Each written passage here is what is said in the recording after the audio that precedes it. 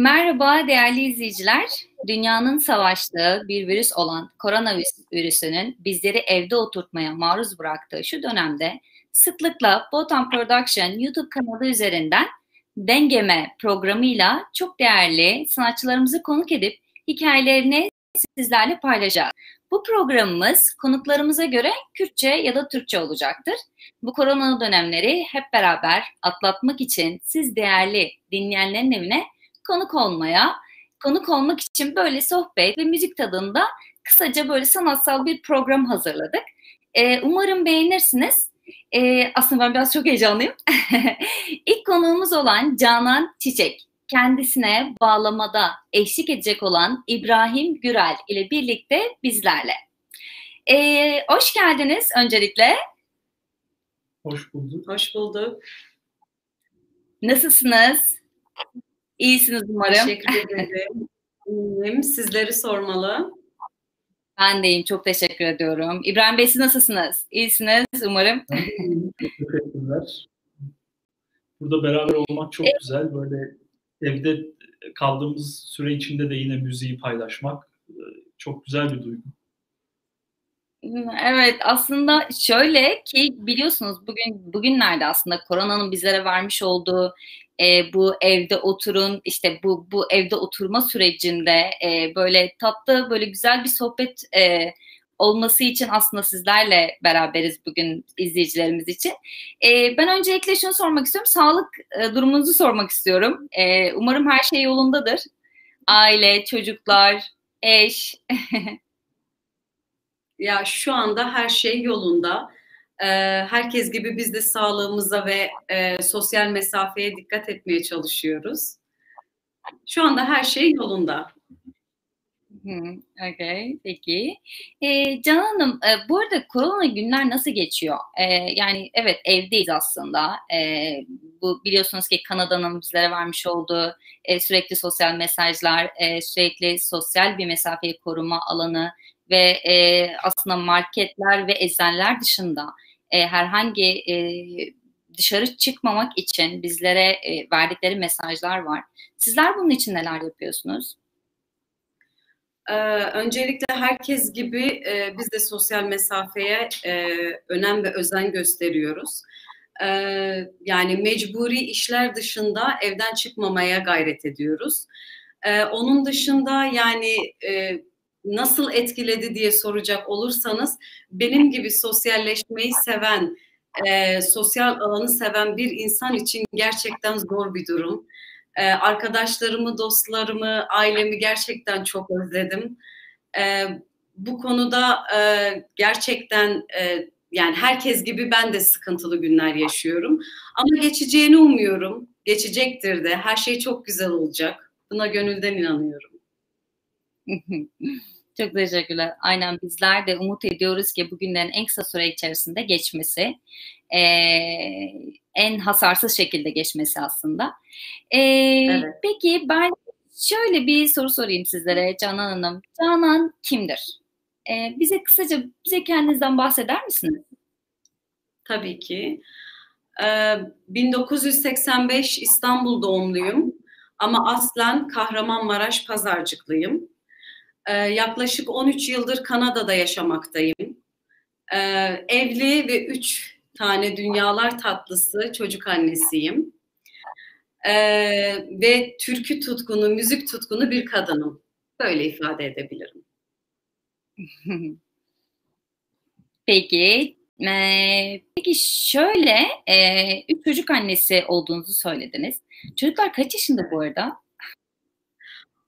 Çocuklar bir erkek 2 kız evlatlarım var. Oğlum 17 yaşında, ortancı kızım 11 yaşında, en küçüğümüz 3 yaşında. Maşallah. Allah sizlere bağışlasın. Bu kadar genç görünüp demek ki çok erken bir evlilik olmuş. Evet, erken bir evlilikti ama iyi de olmuş. İyi de olmuş. Ne mutlu size. Peki ben 13 yıldır Kanada'da olduğunuzdan bahsettiniz. Evet. Bu süre içerisinde aslında ilk geldiğin zamanlar aslında bu hepimiz biliyoruz ki aslında dil, İngilizceyi öğrenmek ve buraya adapte olmak, yeniden bir kültür tanımak zorunda bırakılıyoruz aslında.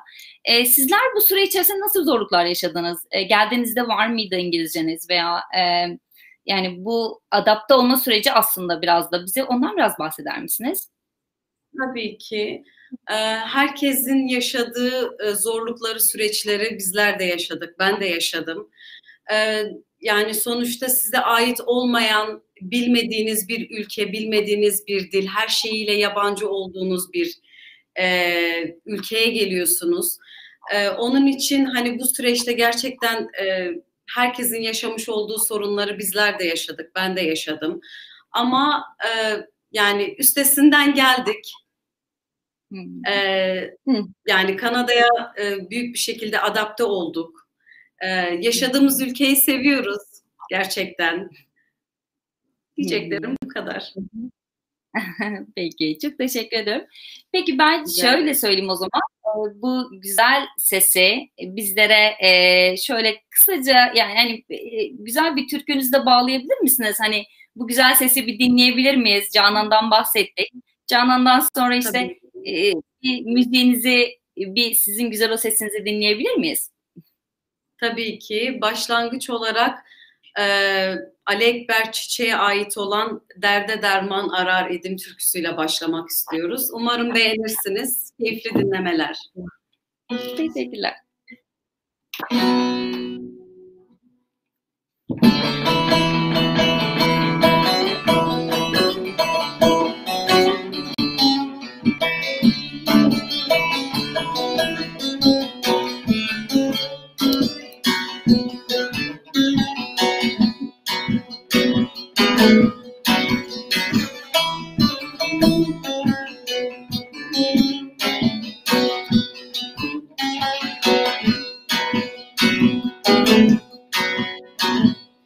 Derde derman arar idim, derdim bana derman imiş. Ben gayrı darar iken, can içinde canan imiş. Ben gayrı darar iken, can içinde canan imiş.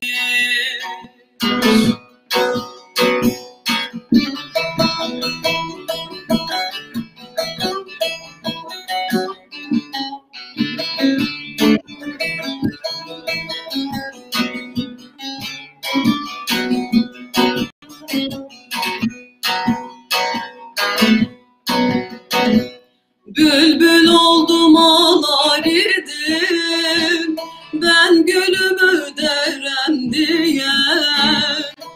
Engel olan dikenimiş, canda gülümü dermeye.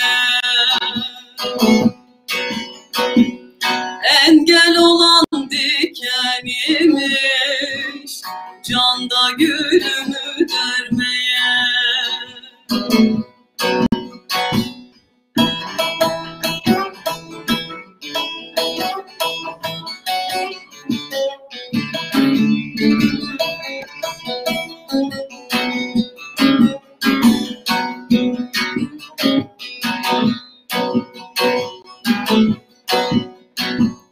Yaşta değil başta imiş, yaşta değil başta imiş.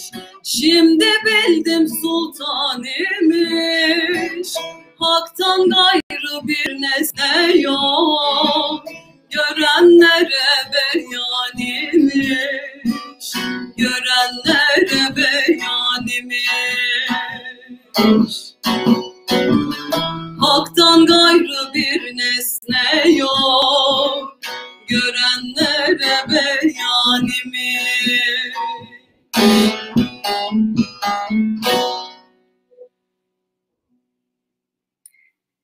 Canan Hanım, yüreğinize sağlık. Harika bir ses, harika bir türkü. Peki ben şöyle kısaca aslında biraz da şeyden bahsetmek istiyorum. Sizin örnek veriyorum, işte bu koronadan önce hepimizin normal bir hayatı vardı. Koronadan sonra aslında hepimiz evlere hapsedildik. Koronadan önceki Canan Hanım'ın hayatı, stabil hayatı nasıl geçmekteydi? 3 çocuk var. Çalışıyor muydunuz bu arada bu süreçte? Bize biraz bundan bahseder misiniz? Aslında siz de tahmin edersiniz ki 3 çocuklu bir anne olarak her zaman hayatımın her alanında yaşantım dolu dolu ve çok meşgul geçiyor. Aslında pek bir şey değişmedi desem yeridir. Ama onun dışında önce çalışmıyordum, çocuklarımla ilgileniyordum. Ama eşim restoran işi yaptığı için şu dönemde ona yardımcı olmaya çalışıyorum part-time, yani günde birkaç saat onunla çalışıp ondan sonra tekrar çocuklarla ilgilenme işlerini ben üstleniyorum. Derken arta kalan zamanlarda da kitap okumayı çok seviyorum gerçekten. Kitap okumaya çalışıyorum. Ve türkü dinleyip türkü söylüyorum. Harika. Çok güzel. Aslında ben bazen mesela kendi anneme de bakıyorum. O da 4 çocuk yetiştirdi. Onun da mesela sürekli hayatının bizler üzerinden inanılmaz bir meşguliyet içerisinde olduğu, aslında diyor ki yani vaktim yok diyor, benim çocuklarım dışında aslında çalışmaya vaktim yok. Yani ben bununla mutluyum gerçekten. Bu bir meslek, bir kutsal bir meslek. Yani ben anne olanlara ben gıptayla bakıyorum. Gerçekten bu inanılmaz bir özveridir. Yani tek koşulsuz herhalde sevgi annelerdedir diye düşünüyorum. Annesini özleyen biri olarak. Onun için yani gerçekten böyle hani sabır diliyorum sizlere. Bu böyle yoğun, sizi sürekli meşgul tutan çocuklar için. Aslında insanı ayakta tutan da onlar. Yani bir anne olarak cevap vermem gerekirse insanı ayakta tutan, zinde tutan gerçekten çocuklar. Çünkü sizleri bir şeyler yapmaya zorluyorlar. Değil mi? Kesinlikle onlarla ilgilenmek zorundasınız. Hani onların ihtiyaçlarıyla ilgilenmek zorundasınız. Onun için insanı her zaman zinde tutar diye düşünüyorum. Bir de ben yani bilenler biliyor beni. Ben sosyalleşmeyi ve gürültüyü çok seven bir insanım. Hani sakin bir yaşam pek bana göre değil. Sessizlik beni her zaman için ürkütür. Onun için anne olmaktan, yani bu gürültülü yaşamdan çok memnunum. Ay ne mutlu size. Ay, çok sağ olun paylaştığınız için de. Peki benim şöyle bir sorum daha olacak sizinle. Müziğe çok küçük yaşta başladığınızdan bahsetmiştiniz. Nedir bunun hikayesi? Bunu bizimle paylaşır mısınız? Ne zaman başladınız? Kısaca onu dinleyelim. Tabii ki. Şöyle biraz klasik bir cevap olacak ama küçüklükten gelen bir şey bu. Yani ben ailemde babam, amcalarım, ondan sonra kardeşim hep bağlama çalarlar. Böyle türkülerle, deyişlerle harmanlanarak biz büyüdük. Yani ben büyüdüm. Onun için pek de yani nasıl anlatsam, yani babam bizleri karşısına oturttururdu çok çok küçük yaşlarda. O çalardı, ben söylerdim. Oradan geliyor. Kendilerine de çok teşekkür ediyorum, annemle babama. Gerçekten bizleri böyle yetiştirdikleri için, türkü severek, dinleyerek yetiştirdikleri için çok teşekkür ediyorum herkesin önünde tekrar. Bizler de kendilerine teşekkür ediyoruz. Böyle bir sese sahip çıktıkları için aslında. Çünkü gerçekten şunu da belirtmek istiyorum. Evet.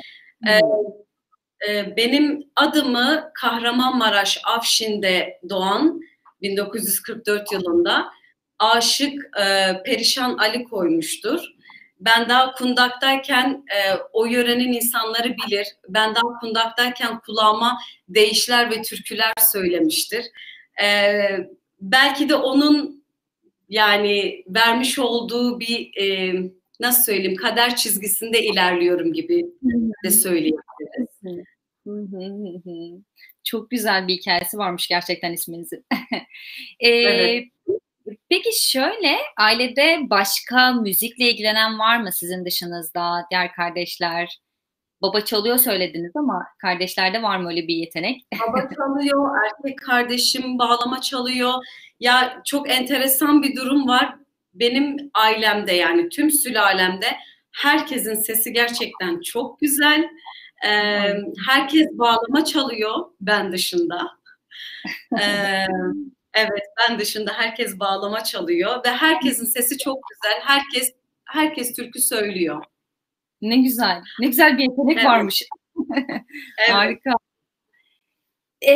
Peki şöyle, müzikle şu anda herhangi bir sahnemiz falan, bir sahne var mı? Veya bir yerde bir programımız var mı? Yani çıktığımız bir sahne. Şu anda yok. Yani malum hani bu koronalı günlerden dolayı her yerde kapalı zaten. Ama onun öncesinde de yoktu. Fakat hani kendi adıma bir YouTube kanalı açtım, Canan Çiçek adına. Orada kardeşim İbrahim Gürel'in destekleriyle beraber çalıp söylediğimiz türküleri paylaşıyoruz. Bu kadar şimdilik. Evet, biz aslında onu da izledik. Biz arkadaşlar aşağıda da aslında ismini de verdik. Canan Çiçek. Kendisini YouTube'dan takip edebilirsiniz. Ayrıca Botan Production'ı da takip edebilirsiniz YouTube kanalımızdan. Peki ben şöyle aslında bu koronadan sonra diyelim, korona bitti. Umut ediyoruz ki bitecektir bir gün. Koronadan sonra böyle bir program, sahne, bu tarz bir şey planlıyor musunuz? Yani istiyor musunuz ya da böyle bir planınız var mı gelecekle ilgili? Gelecekle ilgili tabii ki hani hayaller, umutlar, planlar tabii ki herkes gibi bende, bizde de var. Evet. Ama şu anda hani belirli bir şey yok çünkü bu belirsiz bir muamma, hani bunun ne zaman biteceği, ne zaman sonuçlanacağı belli değil.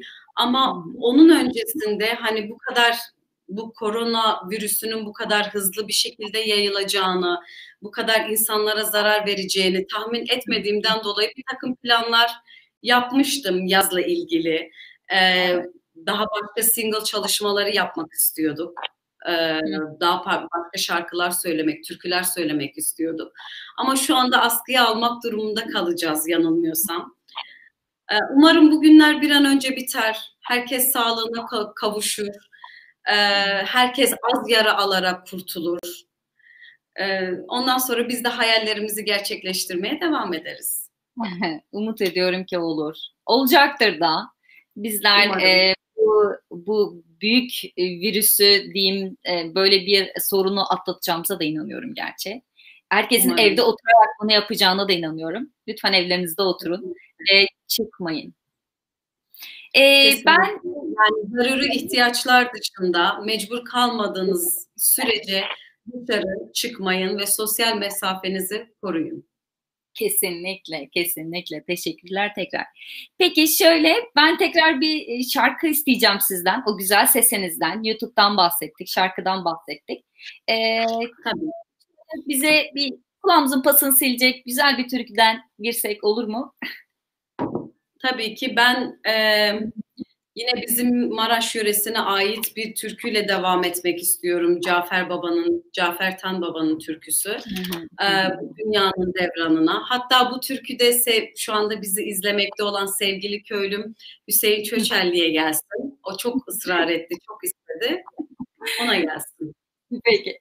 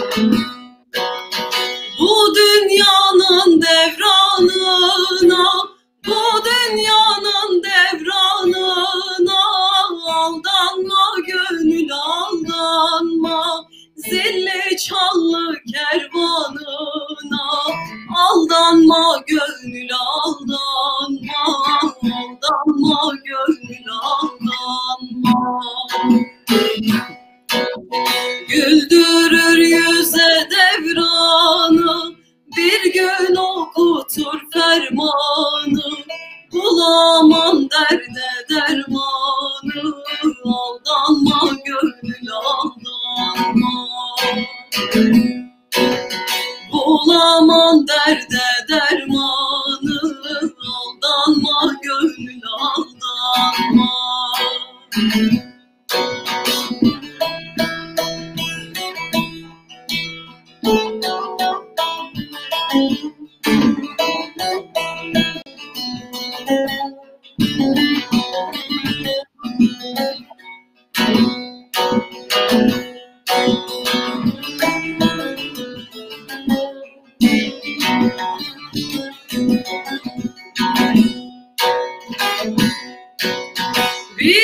misin neden nesin? Bilir misin neden nesin? Bir gün kesilecek sesin, çürür cisminle kafesin. Aldanma gönül aldanma, aldanma gönül aldanma. Çürür cisminle kafesin, aldanma gönül aldanma.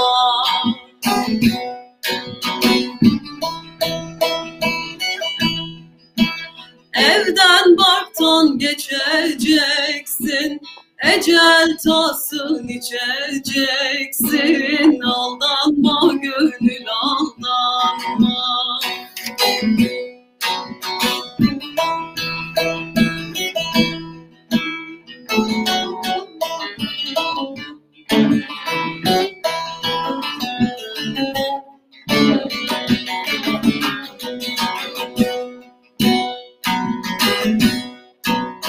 Gelmemişken ölüm cana, gelmemişken ölüm cana, Allah yalvar yana yana, haktan yardım olsun sana.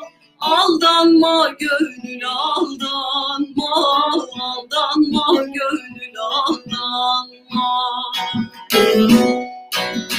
Cafer sözünü kısa kes, kemalet eyle heves. Menzil almaz tamah ne kes, aldanma gönül aldanma.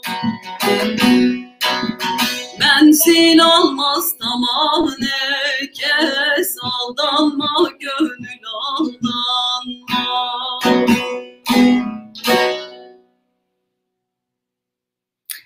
Yüreğinize sağlık, ağzınıza sağlık, bağlamana sağlık İbrahim. Çok teşekkür ediyoruz. Peki benim şöyle single'dan bahsettik. YouTube kanalı üzerinde arkadaşlar izliyorlarsa, arkadaşlar YouTube kanalımıza abone olmayı unutmayın. Hem Canan Çiçek hem de Botan Production.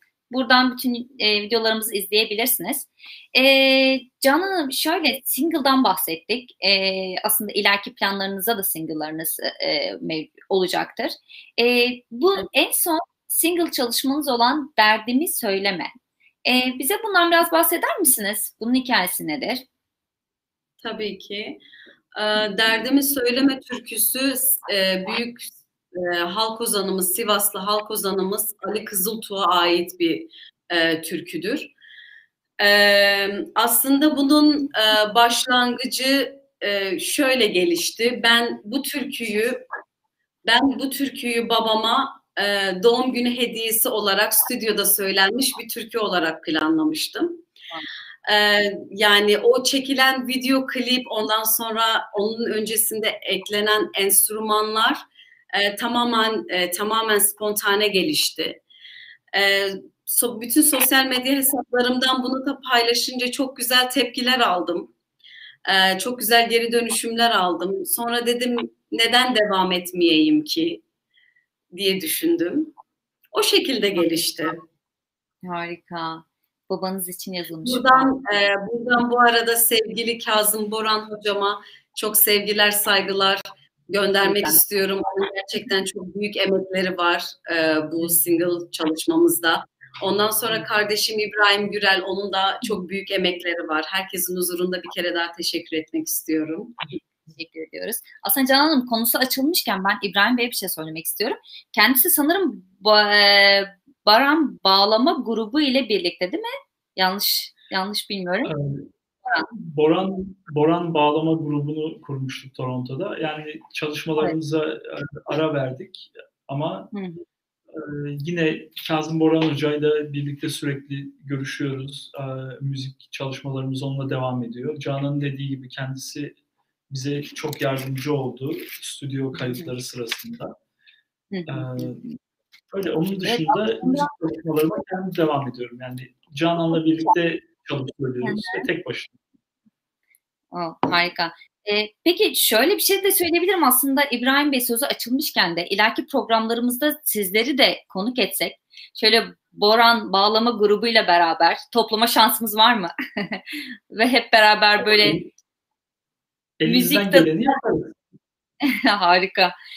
Çünkü herkes bu süre içerisinde evdeyken böyle kendi kültürümüzü, kendi türkülerimizi, kendi şarkılarımızı aslında biraz da böyle paylaşmak.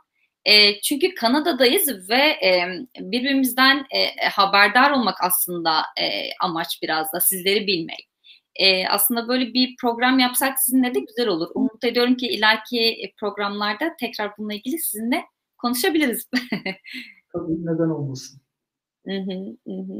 Peki benim son olarak sizden bir şarkı daha isteyeceğim. Daha sonrasında da programımızı da kapatacağım. Son şarkımızı alalım mı Canan? Tamam. Kürtçe bir eserle kapatmak istiyorum. Miro. Tamam.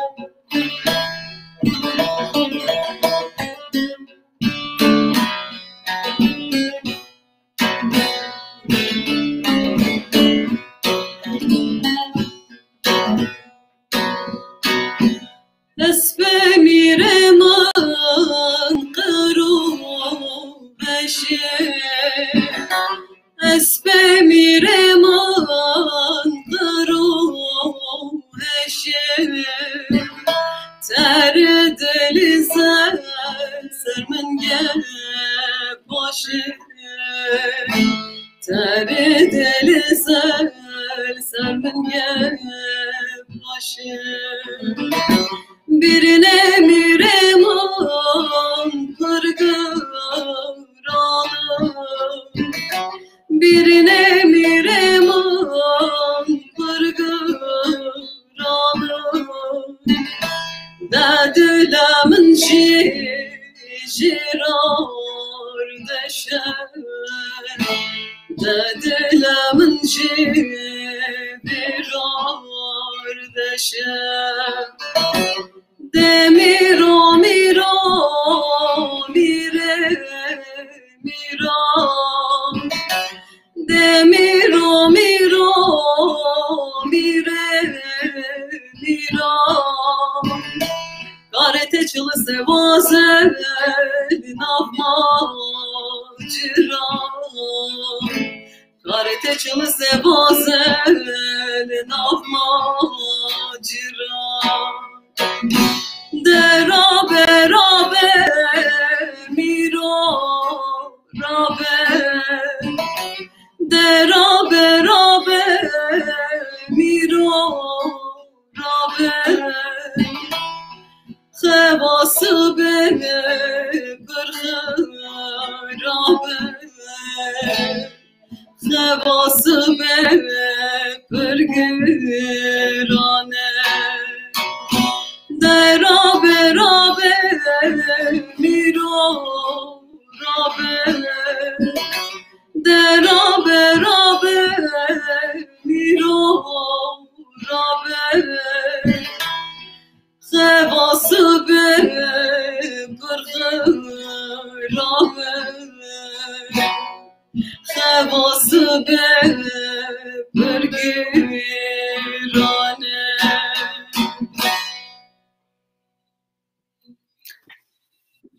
Canan Hanım, yüreğinize sağlık tekrar.